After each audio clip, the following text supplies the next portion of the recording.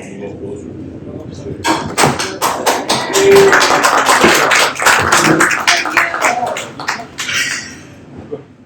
you for coming. I really do appreciate the time for this. And thank you, Rose City Book Club, for having me, for having us. And also, plug for the place, the Brussels sprouts are fucking amazing.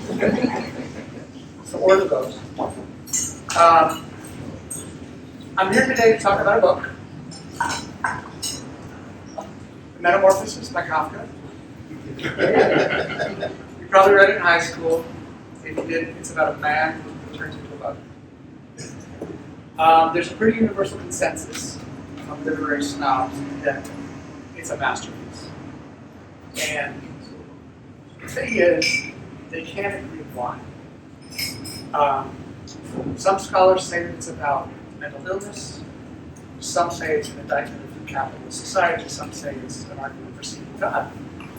And I found this quote from Paul Spalding Woolcock. He said, "Fiction's capacity for polysemic richness can invite a dizzying, heterogeneous cornucopia of hermeneutic approaches as readers and critics alike hunt for the possible meaning cocooned within a book's 18 pages." Which I think sums it up. And the reason I'm starting this is I have questions. Did Kafka have a meaning in mind when he wrote the book? Or did he write the book and people find meaning in it? I think. I'm not a Kafka scholar, so I don't know. But I don't think he started out going, hey, I'm going to write a book about mental illness or making an argument for seeking God. He just decided to write a story. And so the question, obviously, is what does that have to do with this book, which is the one I wrote, Sultan of Garbage. And what it has to do with this is that, like Kafka, I started out to write a book about a guy who finds himself on an island of garbage. Along the way, stuff appeared, themes appeared in writing, as they do.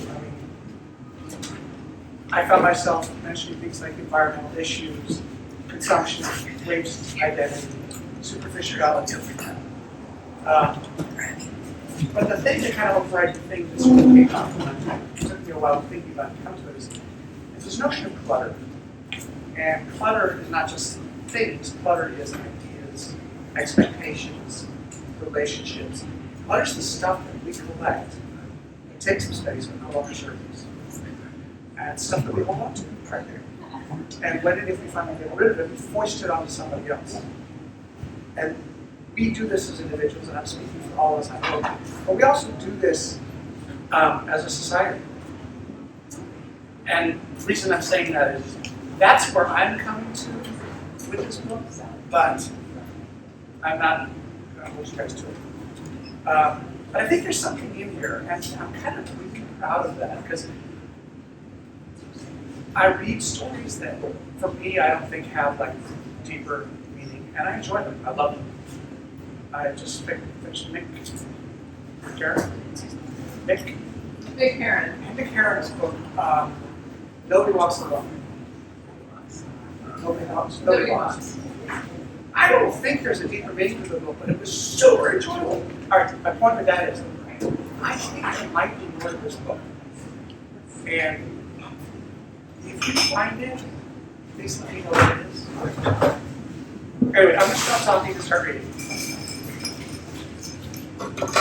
This is how the book opens.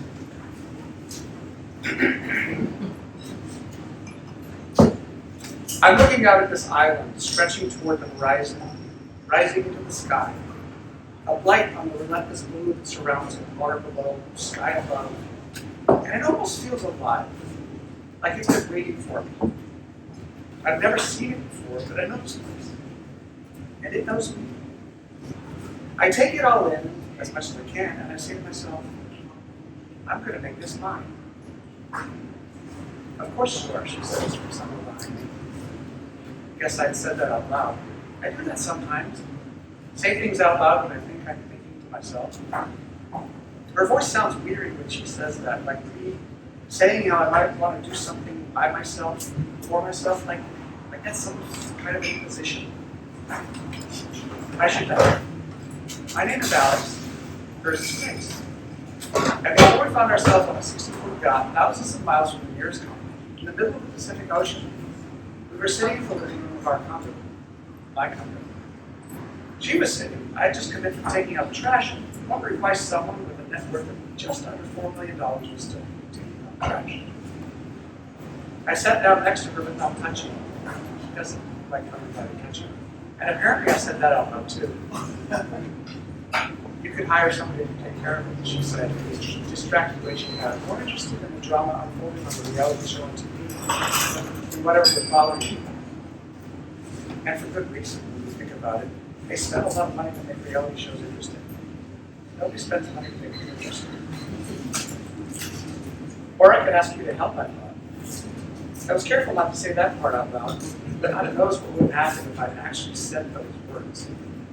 Besides, she was wearing her slippers. The velvet ones we got from that little shop on the Rue Marguerite. The ones she fawned over when we took that spur of the moment trip to Paris to celebrate, sort of, the sale of the studio, which I put my foot down about buying because seriously, I'll pay 640 euros for a pair of slippers. Then the rest of the trip was kind of off. I could feel not quite resentment, but disappointment. We ate dinner and we agreed in silence, even though Evan and me had made a promise to go there, because the roast chicken there was the best in the world. At the move, I slipped 100 euros to the woman in the kiosk and got us into the museum ahead of the entire line. But even that was an idea. So 2 weeks before her birthday, I tracked down the phone number of that local shop, and not that she'd asked, but on the pretext of having to prepare for an assignment I was being considered for. Snuck out of the condo at 4 in the morning and called. I managed to speak to the sales lady who helped us. Yes, of course, she remembered Madame, she told me. Madame. Madame is what you call a woman over 30, and Grace wasn't 30 enough for another 2 weeks, and any good salesperson would know better than to assume. I should have hung up right then, but I had no idea where else to get those slippers. Yes, they still had the slippers, the very ones Madame had been so delighted with. Yes, they could arrange to have them shipped to the U.S., but of course it might involve some considerable expense. I paid for the slippers as well as for the considerable expense. With the Visa card I was supposed to use for business expenses, the one that had the bill sent directly to Catherine, business manager Tony set me up with. And now that the studio was gone, I had to figure out where to have the package shipped. I need to be a little louder. I arranged to have it shipped to Dan, who lives around the corner. I can trust Dan.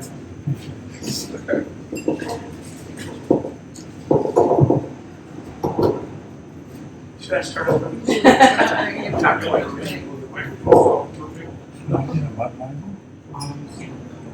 Yes. For the record, this is my first reading. Really? Yeah. So great. And just forgetting. The birthday gift was a success. She was impressed, grateful. She even invited my touch when we got to bed that night, which, I'll be honest, doesn't happen as much as I'd like it to.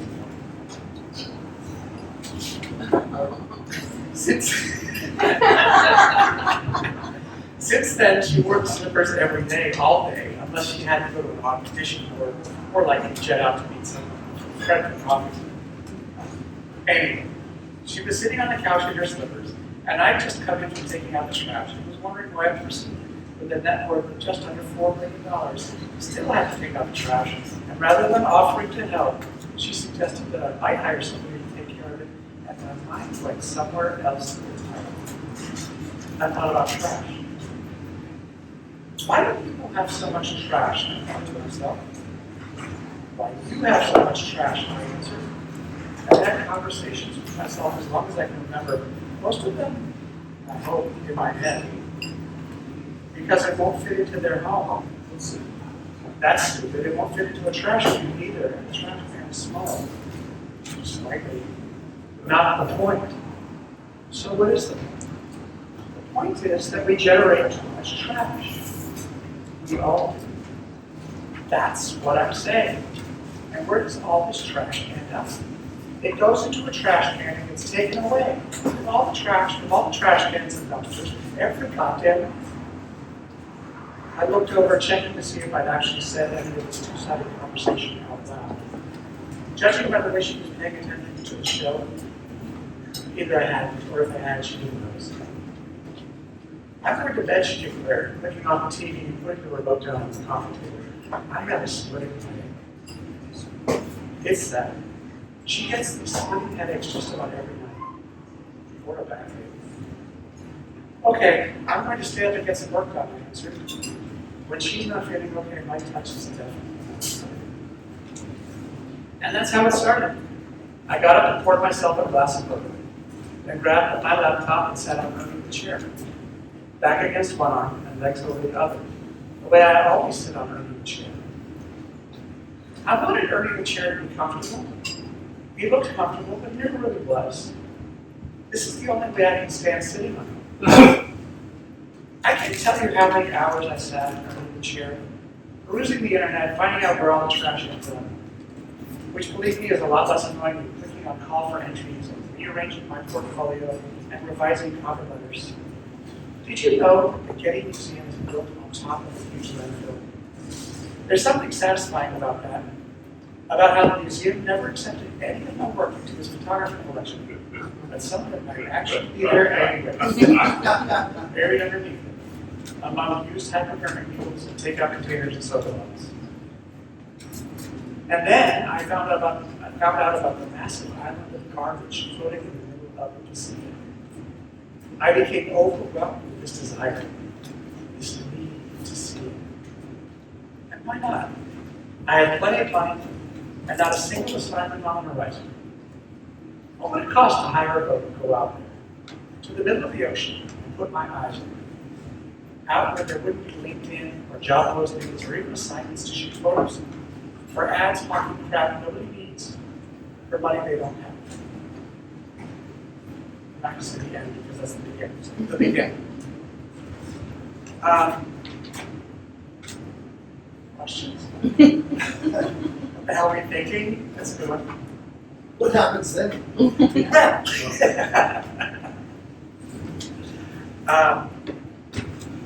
That's all.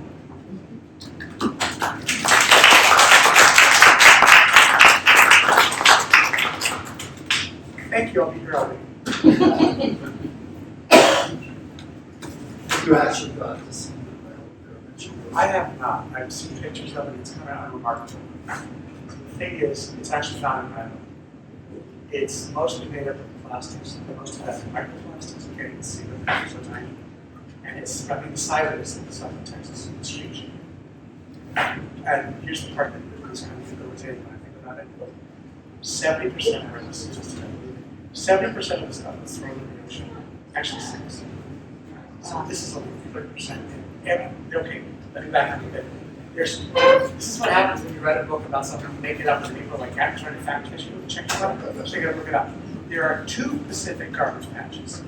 The big one that everyone talks about is the Great Pacific Garbage Patch, which is between Hawaii and California. But there's another one off the coast of Japan, which is smaller but no less important. And every ocean has these. They form on currents and swirl around and causes stuff to congeal. Do you really want one? Nope. Okay. Yeah. So, like Franz Kafka, we're engaging in a little magic magic Visual realism. Thank you. Yeah. You can buy it here. They have copies here. Please, yes. Support this place. I will sign. Yes. Yes. Can you say something about your novels? Okay. So I finished what I think is a pretty tight draft of what I hope will be a novel. It is a novel, but it's 82,000 words. It's called Egregious, and it's a story about a retired assassin who's mourning the death of his wife and struggling to raise his 14-year-old son when he's captured and sent to a secret prison in the Middle East. And he's going to break out, call out these skills, long since forgotten about, get back to the States to save his son, protect his son. And, kind of like, this is funny because my default setting for writing is snarky, funny, maybe assertive if I'm pulling it out. And I find myself doing it about some serious stuff. In the novel, I'm getting like political correctness and American imperialism and normalization of brutality when people get offended by minor offenses. And it's funny and weird. I don't know. Do you want to say anything about the recognition that manuscript has gotten? I won a super nice prize on that. Yeah, I can't remember the prize. Hold on, I have to so that know. Yeah, I was stoked about this. Wait, somewhere. So yeah, my novel was named a finalist for the Unleashed Press 2024 Double Writing Prize. Right? So I'm really excited. I hope it turns into a real life book. You've written another book that's been published already, right? I've written a nonfiction book. Okay, my day job is I work in real estate. So I wrote a nonfiction book, so it's a lovely story. I got tired I didn't get tired of dating, but I get tired of not being in a relationship. And I figured, I had gone through a very difficult divorce, and I figured if I was going to get into a relationship again, I was going to do it right. And so I have this thing where I find out the rules to something, and I took all the rules that I could think of rules to dating and thought, do these apply to dating? As it turned out, every single one of them except one does. And so to codify this for me, I wrote this book. It's called Spouse Hunting, using the rules of real estate to find the love of your life. And the happy ending is, I met Darwin, and now I don't give a shit about that book. Did you follow the rules? Yeah, in fact, I think about 80% away from the book, and the rest of it's coming. The actual closing of the deal, I consider like marriage the closing of the deal. And, and the after, how do you happily ever after? I might do this together. So what's the one rule that doesn't apply? It is about, hold on, let me try and remember how to articulate this. Is it the counter offering? No, the one that doesn't apply is whether you should phrases take your feelings into consideration when you consider the offer that you want to make or accept. In real estate, it's illegal because you're not allowed to. You can't violate any laws of protected classes or race or any of that. But my feeling is, when it comes to dating, yes, you can, because you can't control who you're attracted to. You should be who you're attracted to, who you're attracted to. So that's the thing.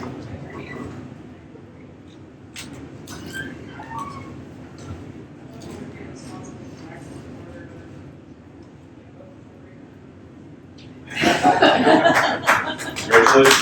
Thank you. That was like all official. I've read it, I recommend it. If you haven't bought it, Thank you. That'd be great. And it's nice because, you talk about it, there's more to it than the pages, and it's an easy read the first time, and then it sort of gets to sit, and it's easy to go back and read it again really quickly. So, it's you can absorb it and then go back to the other part later, which I think will be really interesting. I'm interested to hear what people take from it themselves and apply to their own lives. And I hear your voice in it a lot. I'm wondering how much of you is in that. Do you feel like you wrote it from your own point of view, or was that actually somebody else? Probably more than I want to admit, at least from my point of view.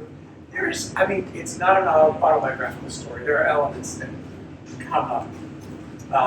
Like the rules of photography, those are things that I picked up as I learned photography and as I practiced it. But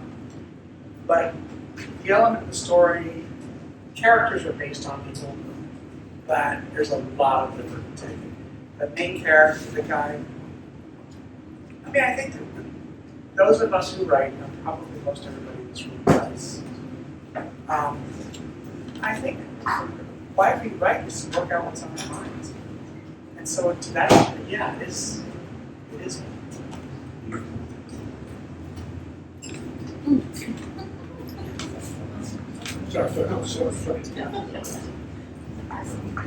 What's your rate? Are you a regular? I got lazy. So I learned how to write. I worked in advertising. So the training in advertising is to write fast and efficiently. And so I can accomplish in half an hour what a lot of writers take 2 hours to do. Because of that, it's better for me to be given an assignment because I'll sit down and write. I'm not getting an assignment, I'll go garden or back in the rug. There's always this stuff.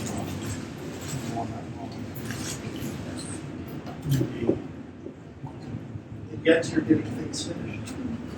You know, when I'm inspired, I just sit down and I'll work 18 hours a day. It's such a good time. It's getting me to sit down and do it. Yeah, it's funny because Dorothy Parker quote, I hate writing, but I love writing. I think it's kind of the inverse for me. I mean, once I'm sitting down, I am having a blast. So you're picked for writers, these writers. How much feedback while you're working on your books do you seek or want? I seek more than I probably should, and I get more than I want. And what do you listen to? That's the hard part. You know what? I have a certain rule that if I hear something more than once, I'll pay attention to it. If it doesn't, like if I hear something and it connects with me, then I'm like, yes. And if I hear something, even from something like who I absolutely trust their opinion, and I don't want to hear it, it's easy for me to ignore it. But too many times I'm like, okay, yeah, I got it. Or if they were things you already wondered about. Okay, things I'm wondering about. If they were parts you already. Yeah, a lot of times, yeah, you have this big notion, like, oh, there's something on, I'm not going to pay attention to that until somebody goes, see what you did there? What did you do? Yeah. Yes, Do you mind bring it back. Hi. Hi. Do you mind to talk a little bit about some of the podcasts you've been doing and the questions that you're being asked, which I think is really interesting where folks, at least in the public, are centering on the story.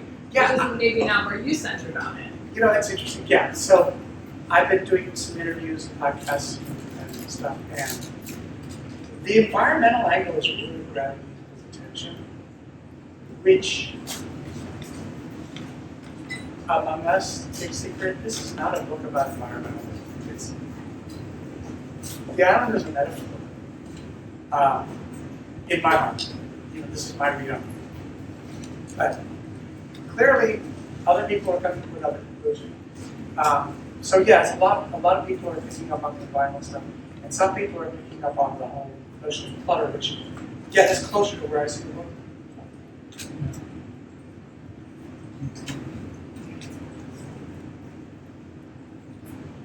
Okay. I'm gonna get a drink. Yeah.